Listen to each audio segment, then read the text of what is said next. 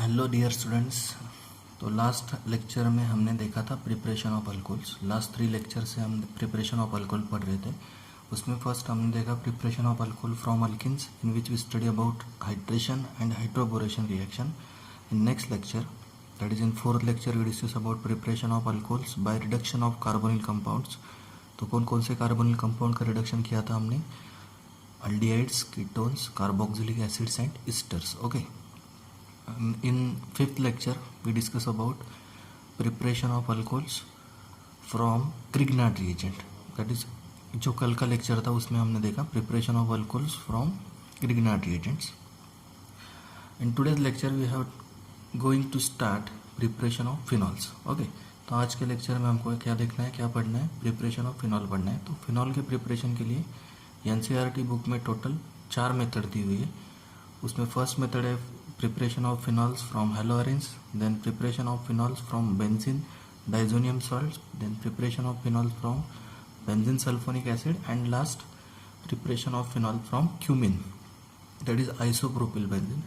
तो आज हम स्टार्ट करने जा रहे हैं first method preparation of phenols from haloarenes. तो ये चारों मेथड आज के इस लेक्चर में हो जाएंगी हमारी।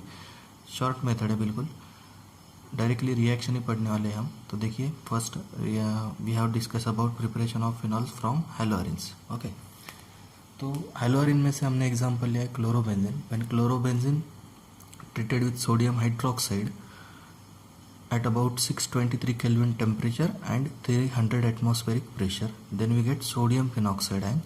That means since here this sodium oxide group replaces this chlorine group from benzene, ये Cl निकल जाएगा बाहर और यहाँ पे हम क्या जोड़ देंगे, ये ON एक पार्ट जोड़ देंगे। मीन्स ये जो कंपाउंड तैयार होगा उसको हम बोलेंगे सोडियम फिनॉक्साइड, और इसमें से जो बचा हुआ पार्ट है H+ और ये Cl-, ये क्या बना देगा साइड प्रोडक्ट HCl। तो ये जो कंपाउंड फॉर्म हुआ, इंटरमीडिएट फॉर्म हुआ, उसका नाम क्या है? Sodium phenoxide. तो जब हम इस सोडियम फिनॉक्साइड का एसिडिफिकेशन करते, जब ये sodium phenoxide when this sodium phenoxide treated with acid or dilute acid, then we get phenol. देखिए जब हम इस फिनॉक्साइड आयन को HCl के साथ ट्रीट करेंगे तो ये फिनॉक्साइड आयन का जो माइनस होगा वो क्या करेगा, एसिड में से H+ एब्स्ट्रैक्ट कर लेगा और क्या फॉर्म करेगा? फिनॉल फॉर्म करेगा, that is hydroxy benzene form होगा। ये जो फिनॉल होता है उसका एक दूसरा नाम है कार्बोलिक एसिड भी बोलते हैं इसको, carbolic acid, not carboxylic acid. Okay, phenol also known as carbolic acid. तो जब हमें फिनॉल के बजाय अगर दूसरा कोई नाम यूज़ किया होगा फिनॉल का तो वो कार्बोलिक एसिड भी यूज़ किया जाता है, या फिर हाइड्रोक्सी बेंजीन बोलते हैं हम फिनॉल को। तो ये फर्स्ट मेथड हमने अभी पढ़ी। क्लोरोबेंजीन को फर्स्ट हमने सोडियम फिनॉक्साइड में कन्वर्ट किया by treating with sodium hydroxide at about 623 kelvin temperature and 300 atmospheric pressure. When this sodium phenoxide and treated with acid, that is this sodium phenoxide on acidification gives phenol and side product NaCl। ये Cl- बचा और ये Na+, तो क्या बनेगा side product NaCl। तो ये first method हुई अपनी फिनॉल की प्रिपरेशन की। Now we discuss about second method for preparation of phenol, that is preparation of phenol from benzene diazonium salts. तो जो सैंडमेल्स रिएक्शन हमने पढ़ी लास्ट चैप्टर में हेलोअरेन में, उसी का ये एक पार्ट है। देखिए इसमें क्या किया, फर्स्ट हमने जो एरोमेटिक अमाइंस होते हैं, प्राइमरी एरोमेटिक अमाइंस, यहाँ पे हमने एनिलीन का एग्जांपल लिया है, जैसे सैंडमेल्स रिएक्शन में लिया था सेम वैसे ही ये रिएक्शन है। जब ये एनिलीन को हम नाइट्रस एसिड के साथ ट्रीट करते हैं तो ये जो नाइट्रस एसिड होता है उसका फार्मूला होता है HNO2। HNO2 कैसे फॉर्म होता है? तो HNO2 फॉर्म करने के लिए हम मिक्सचर यूज़ करते हैं सोडियम नाइट्रेट एंड HCl। तो जब हम सोडियम नाइट्रेट और HCl का मिक्सचर लेंगे तो ये कंबाइन होकर क्या फॉर्म होता है? HNO2 फॉर्म होता है और NaCl बाहर निकल जाता है। NaCl बाहर निकल जाएगा और क्या मिलेगा? HNO2। तो HNO2 जो होता है वो डाइजोटाइजेशन एजेंट होता है, डाइजोटाइजेटिंग एजेंट होता है। जब हम किसी प्राइमरी एरोमेटिक अमाइन को 273 to 278 केल्विन पे, मतलब 0 to 5 डिग्री सेल्सियस टेम्परेचर पे, आइस कोल्ड कंडीशन में मतलब ट्रीट करते हैं HNO2 के साथ, तब क्या फॉर्म होता है? बेंजीन डाइजोनियम सॉल्ट फॉर्म होते हैं। यहाँ पे क्लोरीन आयन है इसके लिए हम इसको क्या बोलेंगे? Benzene diazonium chloride salt. Okay, या फिर बेंजीन डाइजोनियम क्लोराइड बोला तो भी चलेगा। When this benzene diazonium salt hydrolysed in presence of water, then we get phenol. तो यहाँ पे जब हम ये जो बेंजीन डाइजोनियम सॉल्ट होते हैं उनको वाटर के साथ हीटिंग करेंगे तो क्या होगा, ये N2 ग्रुप निकल जाएगा। ये जो Cl माइनस आयन है ये H+ के साथ कंबाइन होंगे, H+Cl माइनस HCl फॉर्म होगा। ये जो N2 ग्रुप है वो निकल जाएगा। तो किसी भी एरोमेटिक कंपाउंड को फॉर्म करने के लिए, मैक्सिमम एरोमेटिक कंपाउंड फॉर्म करने के लिए ये डाइजोनियम सॉल्ट का यूज़ किया जाता है, क्योंकि ये N2 ग्रुप इजीली हम रिमूव कर सकते हैं और वहाँ पे कोई भी दूसरा ग्रुप हम सब्सटीट्यूट कर सकते हैं। और ये जो OH माइनस ग्रुप है वो क्या कर देंगे, हम बेंजीन रिंग में सब्सटीट्यूट कर देंगे और हमें क्या मिलेगा, मेन प्रोडक्ट फिनॉल मिलेगा। इस तरीके से हमने क्या किया, फर्स्ट प्राइमरी एरोमेटिक अमाइन का डाइजोटाइजेशन किया by using this reagent HNO2, and this HNO2 is made by using NaNO2 plus HCl to get benzene diazonium chloride salt. When this benzene diazonium chloride salt heated with water, then we get phenol. Okay, now we discuss about third method for preparation of phenol. This method is by using preparation of phenol by using benzene sulfonic acid. Okay, here we discuss about preparation of phenol from benzene sulfonic acid. तो benzene sulphonic acid का use करके हमें क्या बनाना है, phenol बनाना है। तो देखो बच्चों, बेंजीन सल्फोनिक एसिड का प्रिपरेशन हमने किया था हाइड्रोकार्बन चैप्टर में 11th स्टैंडर्ड में। जब बेंजीन को हम सल्फ्यूरिक एसिड के साथ ट्रीट करते तो क्या बनता है, बेंजीन सल्फोनिक एसिड बनता है।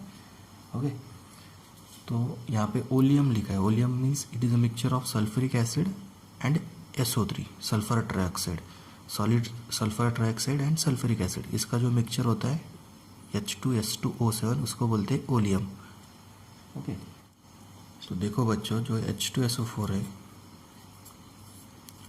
और SO3 इन दोनों का मिक्सचर लिया, उसको ही हम क्या बोलते हैं, ओलियम, H2S2O7। ओके, यही भी एसिड ही है, ये दोनों का मिक्सचर होता है। तो उसे सल्फोनेशन के लिए क्यों यूज़ करते हैं वो हमें देखना है अभी। तो ये देखो H2SO4 का मैं स्ट्रक्चर निकालता हूँ, HS double bond O double bond O OH OH, ये हो गया आपका सल्फ्यूरिक एसिड H2SO4। और ये SO3 मीन्स सल्फर ट्राइऑक्साइड, इसका स्ट्रक्चर ऐसे होता है, S double bond O double bond O double bond O। तो ये जो सल्फर ट्राइऑक्साइड है ये क्या करता है, ये सल्फ्यूरिक एसिड का एक हाइड्रोजन एब्स्ट्रैक्ट करेगा। सल्फ्यूरिक एसिड का हाइड्रोजन एब्स्ट्रैक्ट करेगा तो क्या बनेगा,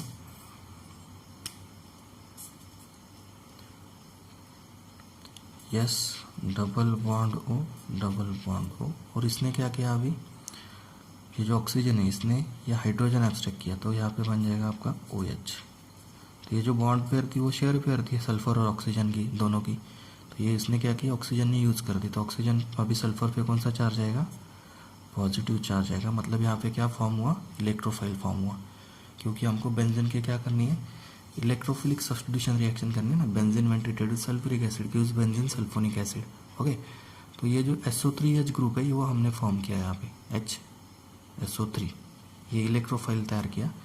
और बचेगा क्या अपने पास, अभी ये पार्ट बचेगा, ये बॉन्ड पेयर आ जाएगी इधर O के पास, तो यहाँ पे क्या आ जाएगा, निगेटिव चार्ज।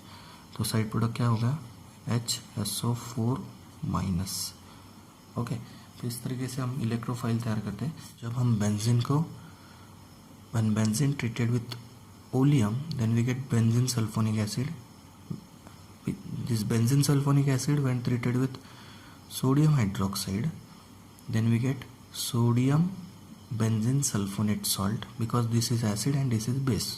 तो दो, जब एसिड और बेस एक होते हैं तो क्या मिलता है, सॉल्ट मिलता है, sodium benzene sulfonate. When this sodium benzene sulfonate again treated with sodium hydroxide, then we get phenol। मतलब क्या हुआ, यहाँ पे जो NaOH है इसमें से वो जो OH माइनस आयन है, this OH minus ion replaces this salt part and we get phenol, and side product we get Na2SO3 sodium sulfide। this phenol is acid and this sodium sulfide side product is base। तो ये जो mixture होगा, ये mixture acid और base का तैयार होगा फिर से एक बार, तो ये अगेन न्यूट्रलाइजेशन रिएक्शन हो जाएगी। तो इसके लिए हम क्या करते हैं, फास्टली इस फिनॉल को सोडियम हाइड्रोक्साइड के साथ ट्रीट करेंगे। उससे क्या होगा, सोडियम फिनॉक्साइड आयन फॉर्म होते। When this sodium phenoxide ion treated with H+ ion then we get phenol. Okay, ये सोडियम फिनॉक्साइड आयन को जब हम H+ के साथ ट्रीट करेंगे तो क्या बन जाएगा, फिनॉल बन जाएगा। ये O- ion abstract this hydrogen ion H+ ion to give phenol. Okay. Next, last method for preparation of phenol is from cumin. What is cumin? It is isopropyl benzene. Since when isopropyl group is attached to benzene, then its special name is cumin, and common name is isopropyl benzene.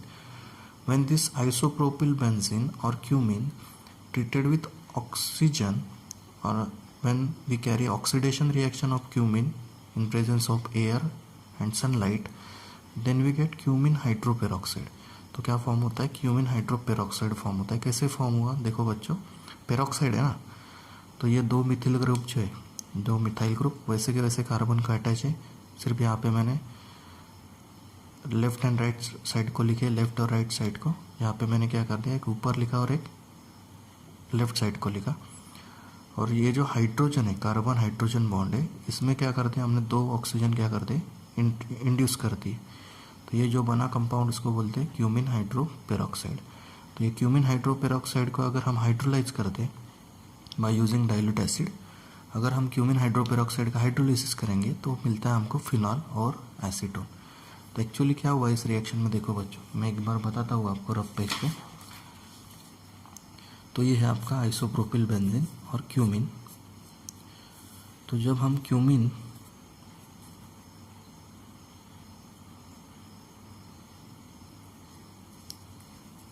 ये जो cumin है इसका oxidation करेंगे in presence of air and sunlight, then we get cumene hydroperoxide. तो ये cumin hydroperoxide कैसे form हुआ, ये कार्बन और हाइड्रोजन के बीच 2 ऑक्सीजन इंड्यूस कर दिए। ओके, एक मिथाइल ग्रुप ऊपर है, एक लेफ्ट साइड को, ये बना आपका क्यूमिन हाइड्रोपेरोक्साइड।